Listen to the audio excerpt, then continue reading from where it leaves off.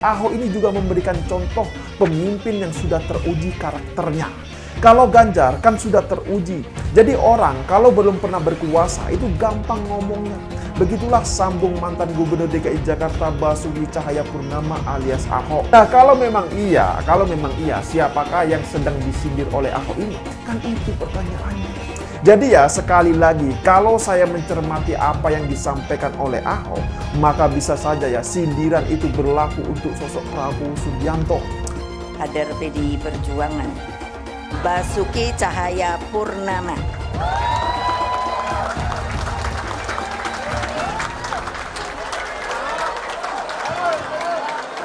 Terkenal namanya Ahok. Saya suka heran ya. Kita ini bicara soal Pancasila, gotong royong, katanya itulah yang namanya dasar falsafah negara kita. Iya, terus masa nggak boleh ya, namanya mau Aseng, mau Ahok, mau Badu, mau apa, kalau dia warga negara Indonesia, ya sudahlah. Ada yang bilang, ibu jangan dong panggil Ahok lagi. Ya, saya bilang emang namanya dia begitu. Kita bisa lihat karakter orang ketika ada di kekuasaan. Dan kita harus berani tegas. Orang jahat itu kata Nelson Mandela nggak bisa ngurus negara. Karena di kepala mereka itu cuma ada kekuasaan dan kekayaan saja. Kalau Ganjar kan sudah teruji. Ya orang kalau belum pernah berkuasa itu gampang ngomongnya. Ya kamu udah di kekuasaan, karakter Anda teruji. Dan Ganjar teruji. Apalagi saya sama beliau kan sama-sama di DPR juga dulu kan. Jadi itu karakternya teruji, gitu. Keluarga juga teruji. Saya kira itu penting. Dan saya tuh sampai bingung. Lah kok saya bilang Pak Jokowi petugas partai kader. Loh kok saya diomongkan yang namanya katanya terlalu sombong. Itu adalah ADART di partai kita. Saya pun petugas partai. Sekarang kan amburadulnya apa? Ganti pemimpin dirubah dengan enaknya. Bagi saya coba, apa ndak pusing ya persoalan capres dan cawapres. Lo saya sendiri sampai bingung loh. Kan di media tiba-tiba dibilang gini, oh iya sudah ada persetujuan bahwa nanti Pak Prabowo jadi presidennya, Pak Ganjar jadi wakil presidennya. Aku terus di rumah melongo, ini yang ngomong Kisobo ya. Lah aku kok ketua umumnya malah nggak ngerti. Coba terus nggak usah didengerin. Peluang duet bersama Pak Ganjar, Pak Prabowo bagaimana?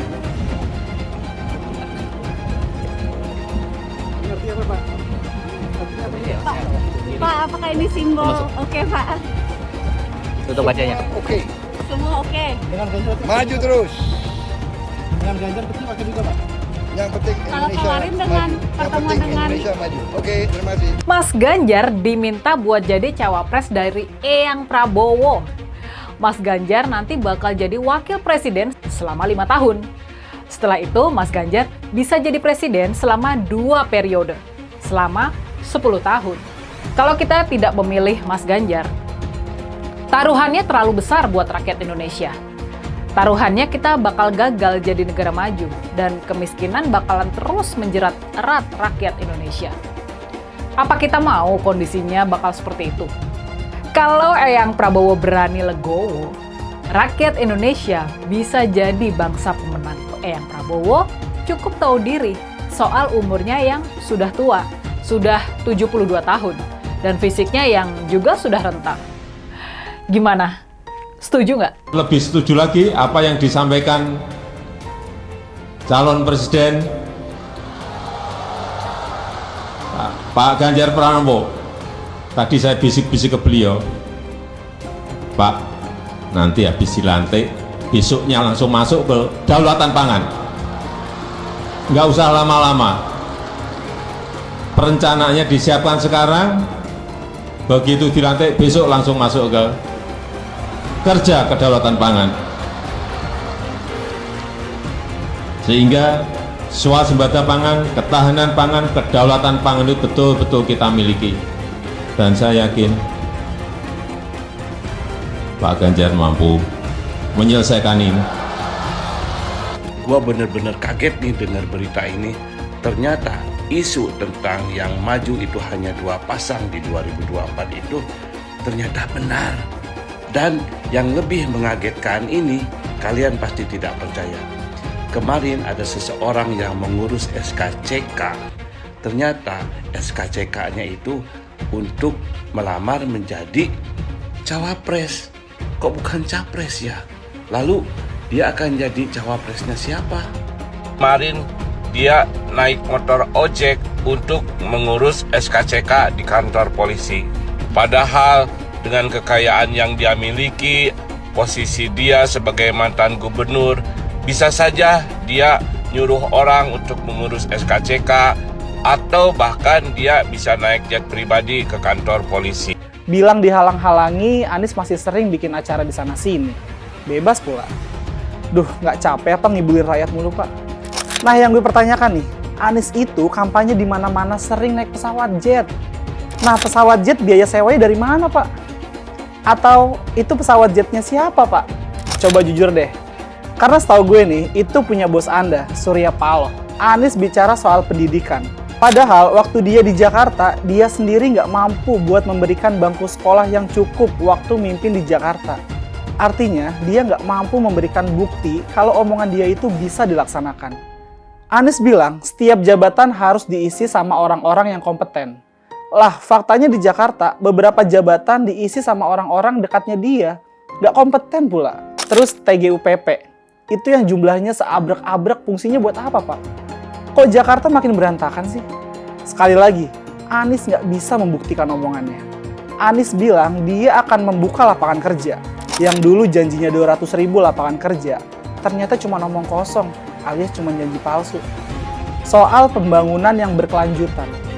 Dia bilang di Jakarta dia udah meneruskan yang udah baik. Lu jangan percaya ya, itu ngibul. Faktanya nggak seperti itu loh. Belum lagi nih, program penanggulangan banjir. Jadi di daerah Jakarta itu ada daerah yang sebelumnya udah bebas banjir. Pas Anies mimpin, kok bisa-bisanya daerah itu banjir lagi? Gimana nggak banjir kalau kalinya udah nggak pernah dikeruk sama dibersihin, Pak? Kalau soal Jakarta, gue bisa bicara banyak deh. Jadi gue saksi bobroknya kepemimpinan Anies di Jakarta. Dan gue bisa pastiin, omongan manisnya Anies soal apa yang dia lakukan waktu mimpin Jakarta itu banyak ngibulnya. Saya tidak punya sejarah politik identitas. Identitas saya adalah yang seperti ini dan kita melakukan hal yang biasa dan kemudian semuanya menilai. Sekali lagi, saya tidak ada dalam sejarah politik menggunakan politik identitas. Boleh dicek. Perbedaan 3 baca pres saat refleksi. Di tempat ini, di lapangan ini, saya kelas 1 SD dan bermain sepak bola pertama kali di lapangan terbuka, namanya lapangan STO. Pada waktu itu, saya kelas 1 SD, sekolahnya di Skip. Pada tahun 89, saya berada di lapangan ini, namanya lapangan Pancasila. Menjadi mahasiswa Universitas Gadjah Mada, universitas yang saya impikan. Saya mau minta Bapak berkaca lagi. Bapak berdiri di sini, kapan lagi ngerjain Menhan kan? Bapak, saya ingin Anda berefleksi Pak Prabowo atas segala hal yang sudah Bapak lalui selama ini. Bapak jangan kemana-mana, Bapak. Refleksinya di depan kaca, Pak. Udah cukup. Jadi maksudnya Bapak di sini sambil berkaca, berbicara pada diri sendiri. Refleksi. Gue kaca. Refleksi kan? Refleksi, Bapak. Sesuatu yang tidak bisa saya lupakan adalah pesan kedua orang tua saya. Kalau soal jabatan, Jar, jangan pernah kamu kejar. Kalau itu takdirmu, laksanakan dengan baik. Jangan pernah korupsi. Bismillahirrahmanirrahim. Koalisi perubahan, apanya yang mau dirubah? Jalan, nama-nama jalan, seperti kemarin yang di demo warga Jakarta. Terus nama-nama rumah sakit dirubah juga. Besok lagi nama-nama pahlawan, nama jalan sudah dirubah. Kasihan masyarakatnya kalau nama-nama jalan dirubah. Mereka yang punya sertifikat tanah kan harus ngurus lagi, harus ini lagi, harus administrasi lagi, pengeluaran uang lagi. Itu nggak dipikirin. Bisanya cuma rubah nama jalan, rubah nama airport, rubah nama rumah sakit, ya kan? Nanti lama-lama sejarah Indonesia juga akan dirubah sama ini orang, ya. Perubahan-perubahan. Wow. Ada lagi yang dirubah. Pembuangan air hujan atau banjir melalui gorong-gorong ke laut dirubah ke lubang-lubang sumur. Janji palsu dengan konsep yang penting menang dulu. Ini program yang membodohi masyarakat. Kata-kata gratis itu pada waktu itu benar-benar membius banyak pendukung Anies, sekaligus mencaci makinya ketika tahu program itu sebenarnya nggak ada. Banyak penduduk Jakarta yang merasa tertipu dengan janji manisnya Anies. Tetapi sudah terlambat, sudah terlanjur memilih yang salah. Beli rumah, uang mukanya gratis. Tetapi sesudah dia terpilih, benarkah ada program beli rumah uang muka gratis? Nggak ada ternyata. Memilih Anies dan Imin setidaknya sudah menyelamatkan Indonesia dari kehancuran. Gus Dur saja dikudetanya, apalagi rakyat. Yang satu memang jago kata-kata, jago beretorika, nggak kelawan kalau soal kata-kata. Di sisi lain, kita sama-sama melihat yang sudah ditulis pakai tangan dia sendiri, pakai hati dia sendiri, lagi dia ingkari, apalagi hanya mengandalkan kata-kata dan janji. Pun demikian dengan janji Cak Ponimin. Gus Muhaimin memberikan program siapapun yang hamil yang ada di muka bumi Indonesia ini akan diberikan tunjangan selama hamil. Karena itu yang masih jomblo secepatnya nikah, hamil, dibiayai kehamilannya oleh Gus Muhaimin. Akan mendapatkan subsidi, akan mendapatkan tunjangan rata-rata 6 juta selama kehamilan. Gus Muhaimin dan PKB menang. Semua yang punya sepeda motor, BBM-nya kita subsidi gratis tanpa biaya. Siapa yang di sini punya sepeda motor? Tahun 2024 PKB menang, Gus Muhaimin presiden, disubsidi serendah-rendahnya harga subsidi BBM. Kalau PKB sekarang bukan PKB Gus Dur, ini PKB Caimin. Jadi beda, PKB-nya sudah beda. Jadi nggak bisa lagi menurut saya, memang masih tetap jualan nama Gus Dur, itu ada larangannya jelas sekali. Tapi ya namanya orang masih mencuri-curi, kebiasaan kayaknya mencuri-curi. Mencuri partai, sekarang mencuri gambar. Gus Dur pendiri partai, orang yang dikatakan oleh Caimin sebagai guru politiknya, malah dikudeta, apalagi rakyat.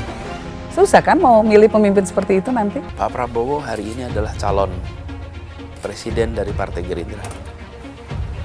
Saya sampaikan berkali-kali bahwa saya tidak ingin menjegal, saya tidak mau menjadi orang yang dibawa untuk berhadapan dengan Pak Prabowo dan menghentikan Pak Prabowo. Saya tidak mau.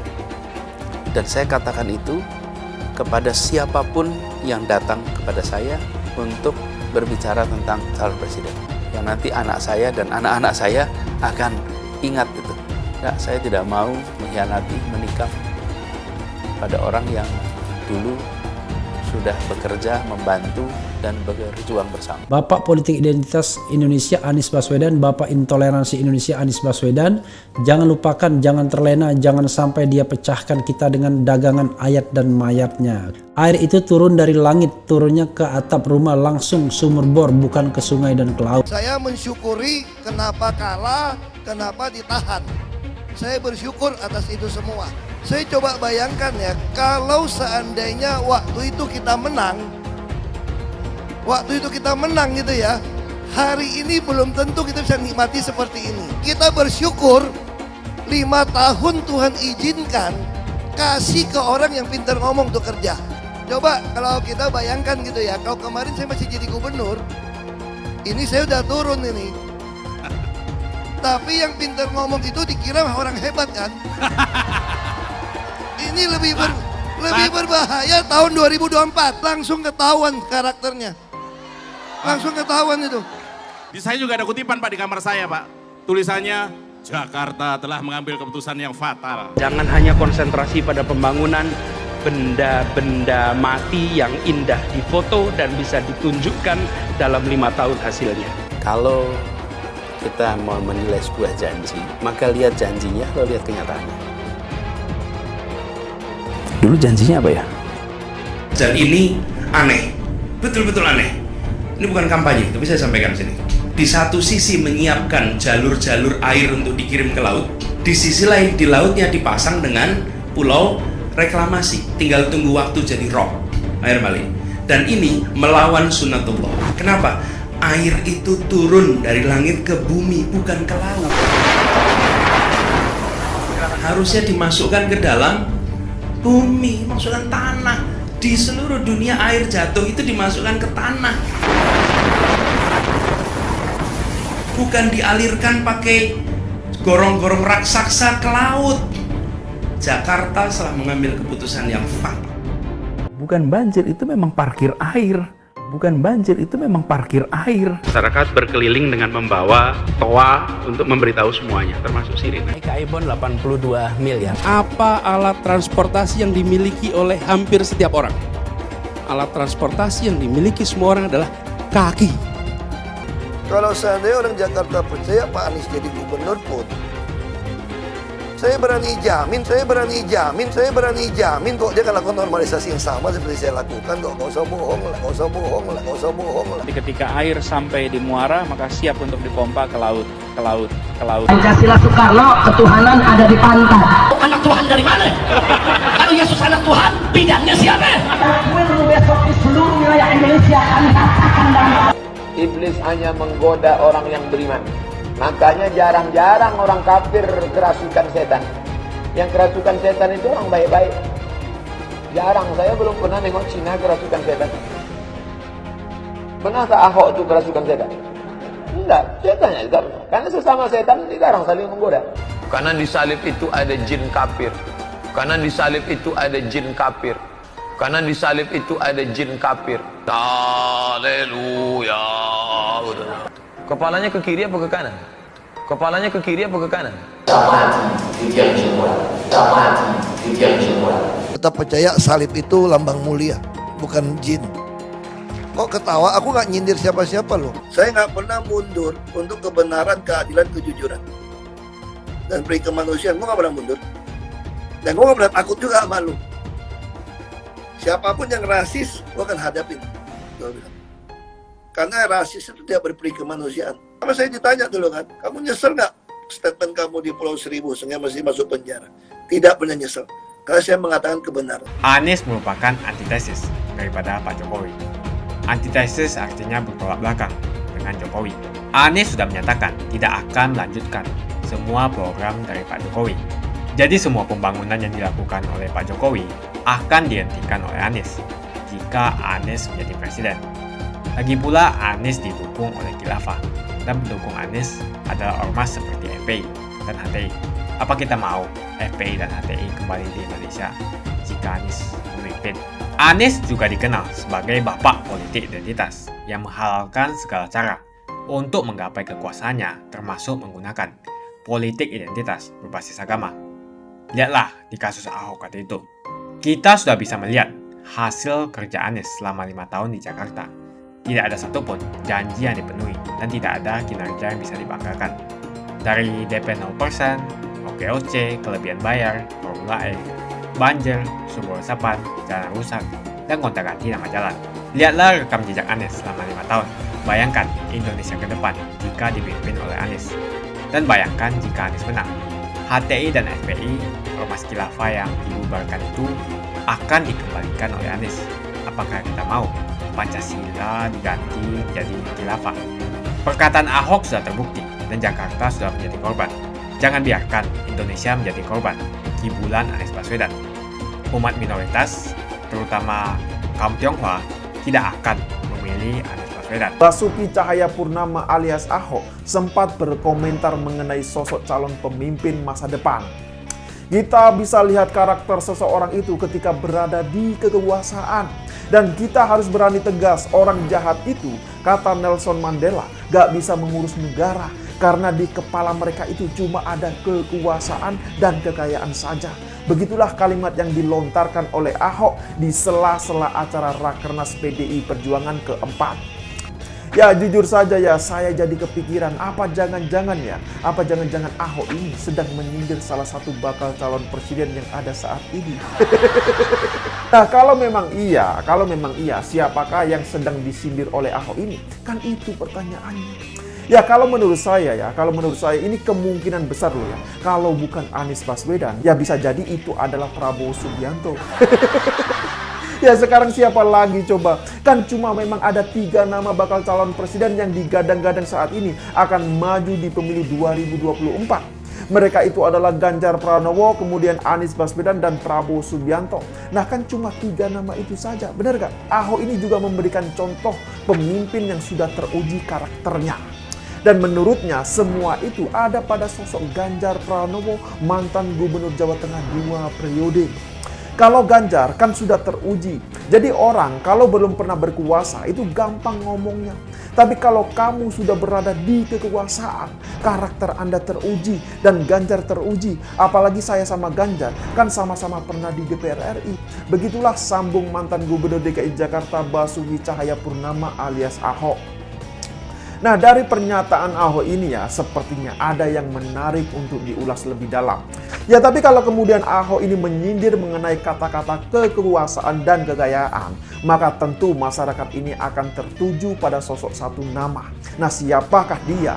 Ya siapa lagi coba kalau bukan Prabowo Subianto. Ya mungkin teman-teman semua ini masih ada yang ingat ketika di acara Mata Najwa di UGM beberapa minggu yang lalu, Prabowo Subianto ini kan sempat curhat mengenai kekuasaan dan bisnisnya yang macet lantaran apa? Lantaran tidak bisa berkuasa selama 20 tahun. Parah sekali kan? Nah masih ingat kan pernyataan Prabowo Subianto saat itu? Ya sekarang nggak mungkin lah kalau kemudian itu mengarah kepada sosok Ganjar Pranowo. Nah mengapa bisa seperti itu? Ya sekarang begini ya, dari 3 baca pres yang ada saat ini, kan cuma ada 2 nama yang pernah gagal atau dipecat. Anies ini pernah dipecat dari jabatannya sebagai Menteri Pendidikan. Kemudian Prabowo Subianto juga pernah dipecat dari Satuan TNI. Nah sedangkan Ganjar Pranowo ini kan belum pernah gagal atau dipecat sama sekali, bener gak? Jadi ya sekali lagi, kalau saya mencermati apa yang disampaikan oleh Ahok, maka bisa saja ya sindiran itu berlaku untuk sosok Prabowo Subianto. Ya bahkan ya kalau ya saya mencermati pernyataan Ahok yang mengatakan bahwasannya mengenai kekuasaan dan pemimpin yang teruji, maka jelas ya pernyataan itu semakin mengarah kepada sosok Anies Baswedan dan Prabowo Subianto. Ya seperti yang sudah disampaikan oleh Ahok, bahwasanya ya Ganjar Pranowo ini pernah menjabat sebagai anggota DPR RI. Kemudian dia juga pernah menjabat sebagai gubernur Jawa Tengah 2 periode. Dan sepertinya Ganjar Pranowo nanti juga akan menjabat sebagai presiden 2 periode. Jadi sekali lagi ya, kalau bicara soal pemimpin yang teruji, maka jelas itu adalah Ganjar Pranowo. Sosok Ganjar Pranowo ini adalah pemimpin yang paling teruji di antara 2 baca pres lainnya. Ya jadi sudah jelas ya, dari sisi pengalaman karir politik Ganjar, semua itu berjalan mulus tanpa ada cacat sama sekali. Dan ini jelas sangat berbeda apabila mau dibandingkan dengan Anies Baswedan maupun Prabowo Subianto. Apalagi ya kalau dilihat dari sisi komunikasinya dengan rakyat, maka jelas Ganjar Pranowo ini masih jauh lebih unggul daripada baca pres lainnya. Nah selain soal pernyataan Ahok, menurut saya pernyataan Presiden Jokowi untuk Ganjar Pranowo juga sangat menarik untuk diulas. Ya tentu teman-teman semua ini juga sudah pada tahu lah ketika Presiden Jokowi di acara Rakernas PDI Perjuangan keempat kemarin itu ya, beliau ini menyatakan bahwa setelah Ganjar dilantik, besoknya langsung kerja masuk kedaulatan pangan. Ya memang sampai dengan saat ini ya, arah dukungan Presiden Jokowi ini masih menjadi perebutan dari 2 baca pres, yaitu Prabowo Subianto dan Ganjar Pranowo. Ya semua itu wajar lah, karena apa? Karena jika dilihat dari hasil survei, tingkat kepuasan masyarakat ini kepada Presiden Jokowi masih sangat tinggi, yaitu berada di angka 75 sampai dengan 82%. Dan kabarnya loh ya, kabarnya setelah pernyataan Presiden Jokowi di acara Rakernas keempat PDI Perjuangan kemarin itu, ada pihak dari tim baca pres sebelah yang tidak terima dan emosi. Menurut saya ya, pernyataan Presiden Jokowi ini sudah sangat-sangat jelas, tegas dan tidak ambigu atau bersayap. Bahkan ya Presiden Jokowi juga tidak menggunakan kata kalau yang berarti masih belum pasti atau masih belum jelas. Ya kalau dari hasil pengamatan saya selama ini, menurut saya yang paling mampu untuk melanjutkan kinerja Presiden Jokowi itu adalah Ganjar Pranowo, bukan yang lainnya. Nah jadi ya kalau melihat angka kepuasan yang seperti itu, maka tentu sangat realistis apabila basis suara pendukung Presiden Jokowi akan menjadi perebutan. Yang menjadi pertanyaan adalah siapakah yang paling mampu untuk melanjutkan kinerja Presiden Jokowi? Kan itu poin pentingnya, benar kan? Nah, apakah itu Ganjar Pranowo, apakah itu Prabowo Subianto, atau apakah itu Anies Baswedan? Dulu Anies bisa menang karena menggunakan agama dan etnis.